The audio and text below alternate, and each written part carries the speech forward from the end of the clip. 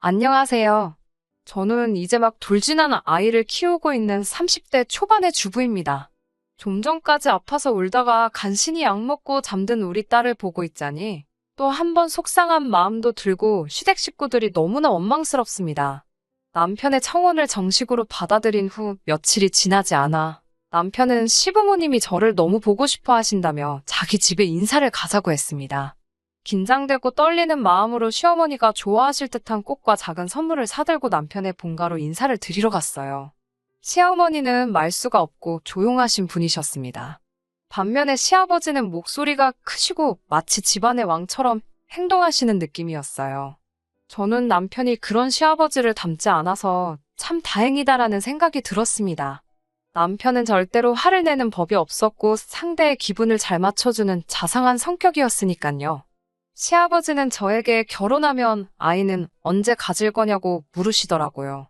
생각지도 못한 시아버지의 질문에 제가 순간 당황해서 우물쭈물하느라 대답을 못하고 있으니 생각해본 적 없냐고 하시면서 당신은 저희가 빨리 아이를 가졌으면 좋겠다고 그러셨어요.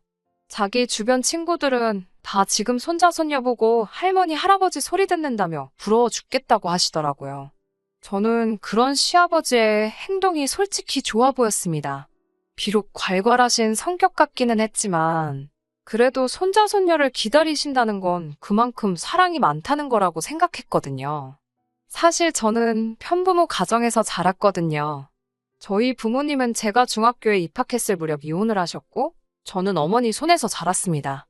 친정아버지는 이혼 후 얼마 뒤 다른 분과 재혼하셨다는 소식을 친정어머니를 통해서 들었고 그 이후로 따로 왕래를 하지 않고 살았습니다. 그렇게 표현에 서투실지언정 사랑이 많은 시아버지를 만나게 된 게 기쁘고 좋았습니다. 그런데 지금 그런 시아버지 때문에 이혼을 생각하게 되었네요. 제가 임신 6개월 정도 됐을 무렵 시아버지의 생신을 축하하기 위해 시댁에 가게 되었습니다. 사실 제가 남들보다 양수가 많은 편이라 임신 기간 동안 외출을 자제하고 있었거든요. 그런데 시어머니가 아무리 몸이 안 좋고 무거워도 시집오고 처음 맞는 시아버지 생신이니까 시댁에 오라고 하시더라고요. 그러면서 올 때 미역국하고 갈비 정도는 해올 수 있지? 그러셨어요. 사실 얼마 전에 친정어머니도 생신이셨는데 친정어머니는 몸도 힘든데 무슨 생일이냐면서 나중에 애 낳고 같이 맛있는 거나 먹으러 가자고 하셨거든요. 제가 결국 친정어머니께 상황을 알리니 걱정 말라면서 엄마가 다 해줄게 그러시더라고요. 그러고는 정말 친정어머니가 미역국에 갈비까지 다 해주고 가셨습니다. 다행히 시부모님은 제가 준비해 간 음식이 너무 맛있다면서 절 칭찬하시고 좋아하셨어요. 그런데 문제는 생각지 못한 곳에서 터졌습니다. 시아버지가 임신한 며느리인 제가 있는데도 거실에서 줄담배를 태우시더라고요. 보다 못한 시어머니가 담배 좀 끄라고 한마디 하시니까 어디 며느리 앞에서 남편한테 이래라 저래라 하고 있느냐며 제정신이 아니냐고 며느리가 보고 배우면 어떡하냐고 막말을 하시더라고요. 시어머니가 솔선과 수범을 해서 지아비를 하늘같이 모시는 모습을 보여줘야 며느리인 저도 우리 아들을 우러러보지 않겠냐고 목이 터져라 외치셨어요. 남편도 창피한지 딴청만 부리고 있었고요. 앞서 말씀드렸듯이 시아버지는 고집도 세시고 목소리도 크시고 쉬운 성격은 아니십니다.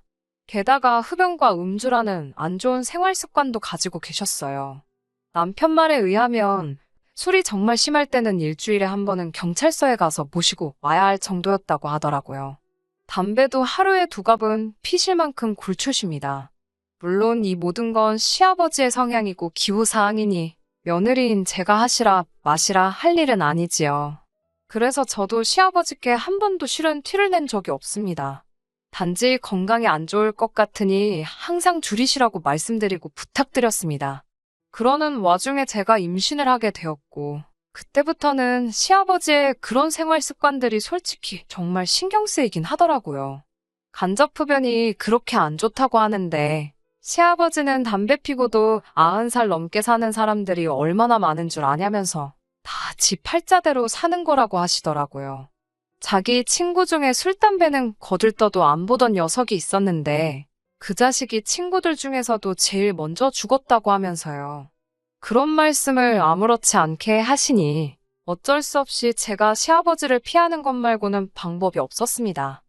아무튼 그때 정말 마음이 불편하고 불쾌했지만 그래도 시집온 지 1년도 안 된 상황이라 싫은 티도 차마 못 내고 결국 토하기 일보 직전이 돼서야 집에 왔습니다. 저는 남편에게 정말 비위도 상하고 스트레스도 많이 받았다고 출산 전까지는 웬만하면 시댁에는 안 가고 싶다고 조심스레 말했습니다. 다행히 남편도 절 이해하고 자기도 속이 안 좋았더라고 그냥 다음부터는 가지 말자고 하더군요. 그렇게 시간이 흘러 몇 달 뒤 저는 눈에 넣어도 아프지 않을 딸을 낳게 되었습니다. 그런데 의사 선생님 말씀으로는 호흡기가 좀 안 좋다고 하더라고요. 생각지도 못했던 일이라 순간 눈앞이 깜깜했어요. 모든 게 엄마인 제가 뭔가 잘못해서 딸이 아픈 것만 같아 죽을 만큼 가슴이 아프고 괴로웠습니다.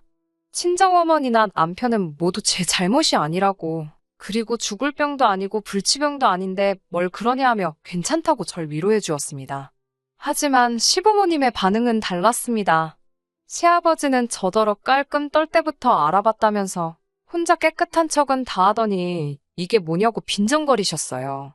시어머니도 시아버지만큼 신랄하게는 아니었지만 제가 부족하고 모자라서 이렇게 됐다는 식으로 저를 대하셨고요. 저나 남편 둘 다 유난스럽게 깔끔을 떠는 성격이 절대로 아닙니다. 남들처럼 하루 3번 양치하고 목욕하고 빨래하고 그냥 상식적인 청결을 유지하고 살아요. 하지만 저희 시부모님은 저와 남편더러 무슨 깔끔병이라도 걸렸냐며 항상 뭐라 하셨어요. 남편 말에 의하면 시아버지는 원래 씻는 걸 안 좋아하시고 시어머니는 돈이 아까워서 씻는 걸 안 좋아하신다 하더라고요. 그런데 생각해 보세요. 줄담배를 피는 분이 씻지도 않으니 얼마나 쩐내가 나겠어요. 시어머니는 물세 아깝다고 화장실 물도 안 내리고 몇 번씩 일을 보십니다. 보다 못한 남편이 저 올 때만이라도 두 분께 조심 좀 해달라고 했다가 며느리가 상전이냐며 욕만 진짜 엄청나게 먹었어요. 그렇다 보니 더 몸조리를 핑계로 시댁에 안 가게 되더라고요. 그러다 손녀가 태어났는데 아프다 하니 건수 잡았다는 듯이 저를 못 살게 구셨습니다. 물론 저만 구박하시는 거였다면 얼마든지 버틸 수 있었어요. 우리 딸만 예뻐해 주시면 저를 어떻게 대하셔도 참고 살았을 겁니다. 하지만 시부모님이 손녀를 그렇게 대하실 줄은 상상도 못했어요. 시아버지는 손녀인 저희 딸을 정말 예뻐해 주셨는데 그 방식이 잘못돼도 한참 잘못되어 있었습니다. 제가 호흡기가 안 좋은 아이라고 조심해 주셔야 한다고 몇 번을 당부드렸는데도 제 이야기는 귓등으로도 듣는 척을 안 하셨어요. 저는 닿지 않은 손으로는 딸은 고사하고 딸이 누워있는 이불 끄터리도 건들지 않았어요. 정말 남편 표현을 빌자면 딸이 누워있는 자리를 기점으로 반경 1m는 접근 금지였습니다. 게다가 아직도 코로나에 걸린 환자들이 나오고 있었으니 제가 예민하게 반응할 수밖에 없었어요. 그런데 시아버지는 제가 그러는 걸 뻔히 아시면서도 개의치 않으시고 툭하면 저희 집에 오셨습니다. 지난번에는 시아버지가 대낮에 연락도 없이 집에 오셨어요. 신발을 벗기가 무섭게 아기 침대로 돌진을 하시길래 제가 손 씻으시라고 난리를 쳤어요. 그러자 들릴 듯 말 듯 뭐라 하시면서 맹물에 손을 씻는 둥 마는 둥 하시고는 아이를 침대에서 안아 올리셨어요. 주스 한 잔 내어드리려고 부엌에 간 사이에 시아버지는 저희 딸을 소파 위에 눕히고 볼을 깨무시고 난리가 났더군요. 저는 깜짝 놀라서 시아버지한테서 딸애를 빼앗았습니다. 지금 뭐 하시는 거냐고 애한테 위생 상태가 얼마나 중요한지 모르시냐고 했더니 시아버지가 위생 상태? 지금 내가 더럽다는 거냐? 라고 하시면서 갑자기 저에게 욕을 하시더라고요. 그러면서 옛날에는 흙 먹고도 다 건강하게 컸다면서 제가 오히려 과잉 보호를 하니까 애가 약해 빠졌다는 거예요. 저는 시아버지의 폭언에도 끝까지 내 딸한테 손대지 마시라고 소리쳤어요. 그러자 네가 뭔데 내가 내 손녀를 바라말하냐며 저더러 무슨 자격이냐고 물으시는 거예요. 어이가 없어서 제가 얘 엄마라고 제가 10달 품고 있다 내 배불러 낳은 제 딸이라고. 아버님이야말로 무슨 자격으로 그런 더러운 손으로 입으로 애를 만지작거리시냐고. 당장 나가시라고 소리를 지르고 아이를 데리고 방 안으로 도망치듯 들어갔어요. 시아버지는 방문을 두들기며 당장 손녀 내놓으라고 소리를 지르는데 얼마나 세게 두들기는지 혹시라도 방문이 박살나는 건 아닌가 너무 무섭고 공포스러웠습니다. 저는 남편에게 전화를 해 빨리 집으로 오라고 했고, 1시간이 채 되지 않아서 남편이 집에 도착했어요. 딸은 울다가 지쳐 잠이 들어 있었고 저는 저대로 넋이 나가 있었어요. 남편이 온 걸 확인하자 제 다리가 풀리더라고요. 그러고 거실에 살며시 나와보니 시아버지는 소파에 널브러져 주무시고 계셨습니다. 그제서야 시아버지한테서 술 냄새가 난다는 걸 알아차렸네요. 술에 떡이 된 시아버지를 차마 내쫓을 수도 없고, 그래서 그냥 이불 하나 덮어드리고 저희도 일찍 잠이 들었습니다. 그리고는 정말 황당한 일을 겪었습니다. 낮에 일 때문인지 잠이 오질 않아서 잠을 설치고 있는데 저희 방문이 스흥 열리더라고요. 시아버지가 저희 방에 몰래 들어온 거였어요. 저는 황당해서 순간 뭐 하시는 거냐고 말도 못하고 상황을 지켜만 보고 있었습니다. 시아버지는 잠든 저희 딸을 살짝 들어올려 방 밖으로 데리고 나가셨어요. 제가 옆에서 아무것도 모르고 잠든 남편을 흔들어 깨워서 지금 아버님이 몰래 애 데리고 거실로 나가셨다고 빨리 일어나라고 했어요. 그리고 얼른 방문을 열고 나갔더니 아까 나처럼 또 시아버지가 저희 딸을 안고 볼을 깨물려 하고 계셨어요. 그 광경을 본 남편도 황당했는지 시아버지로부터 애를 빼앗아 들고는 아버지 진짜 왜 이러시는 거예요? 라고 하니까 대체 니들이 뭔데 내가 내 손녀도 못 만지게 하냐며 욕을 하셨습니다. 결국 남편이 시아버지를 강제로 집 밖으로 밀어내 시댁으로 모셔다 드리고 왔어요. 그리고 이튿날 이 상황을 어떻게 해야 하나 고민을 하고 있는데 어쩐지 딸의 상태가 평소 같지 않더라고요. 이 말을 짚어보니 불똥이었어요. 너무 놀란 저는 앰뷸런스를 불러서 바로 응급실에 가게 되었어요. 이런저런 검사를 해본 의사 선생님은 솔직히 아기가 열이 나면 해줄 수 있는 게 많이는 없다고 일단은 청결한 환경에서 아기 열 데려가기만 기다리자고 하시더군요. 그리고 저는 이 모든 게 시아버지 때문인 것 같았습니다. 열받은 남편도 시아버지께 이 상황을 전달하면서 다 아버지 때문이라고 이제 어쩔 거냐고 화를 냈나 보더군요. 다행히 몇 시간 있다 열이 내려서 집으로 돌아왔어요. 남편도 회사에 병가를 내고 같이 있는 상황이었습니다. 그런데 시아버지가 연락도 없이 집에 찾아와 현관문을 부셔져라 두들기더라고요. 저는 간신히 잠든 딸이 깰까봐 앞뒤 생각도 못하고 현관을 열었습니다. 그러자 시아버지가 신발을 벗어던지듯 집안에 들어와 저희 딸을 찾더라고요.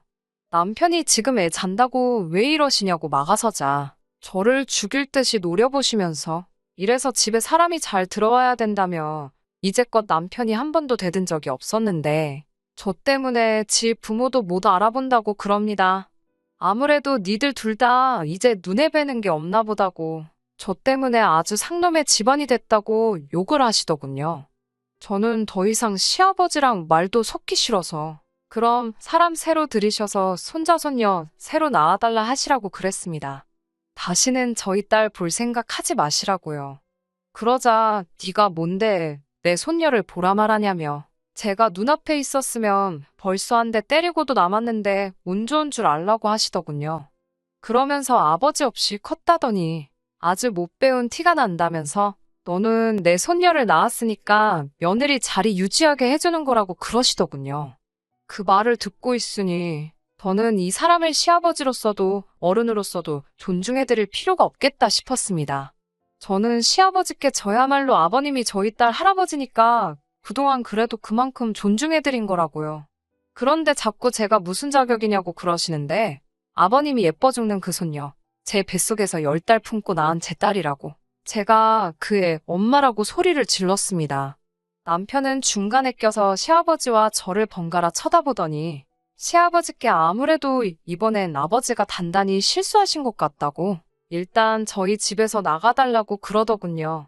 시아버지는 눈을 희번덕 거리시면서 그럼 내 손녀 내놓으라고 그러시면서 방으로 막 들어가려고 하시더군요.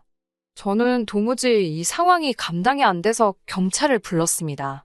남편은 그래도 차마 자기 아버지니 어떻게 하지도 못하고 방어만 하고 있는 상황이었고 어김없이 한 장 걸치신 시아버지는 어디서 그런 힘이 나오는지 남편을 아주 밀어붙이고 그러는 와중에 경찰이 도착했습니다. 저는 경찰에게 지금 시아버지가 저희 딸을 납치하려고 그런다고 말했어요. 경찰들은 처음엔 어이없다는 듯 저를 쳐다봤지만 제 간절한 눈빛을 읽었는지 일단 어르신, 나가서 저희랑 얘기하세요. 라며 시아버지를 모시고 집 밖으로 나갔습니다. 하지만 경찰서에서도 그냥 단순한 집안일이라고 처리하고 아버님은 아무런 조치 없이 집으로 돌아올 수 있었습니다. 조금 어이가 없더라고요.